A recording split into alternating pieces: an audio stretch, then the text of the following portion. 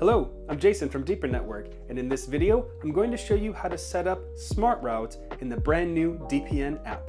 Once the app has finished loading and connecting, in the center of the screen, tap on Smart Route. For this example, I will show you how to just apply configuration, so hit apply.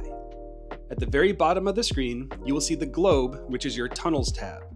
To add more country locations to tunnel to, hit the plus button in the top right. You can add up to 4 different locations. So for this example, I'm going to add United Kingdom, China, and Trinidad and Tobago. At the bottom right, the icon to the right of the Tunnels tab is your app relocator. This is the home of all the applications that you can route to any country that you choose. So tap on an application, pick a country location, and then you're done.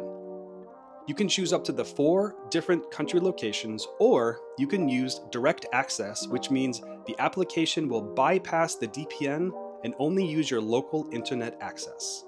Make sure that you are subscribed to the channel because in the future we will be releasing videos to show you our favorite ways to use App Relocator and the best uses of the DPN app. And don't forget, you can get a 7-day free trial with this code. The link is in the description. Deeper network of the users, by the users, for the users.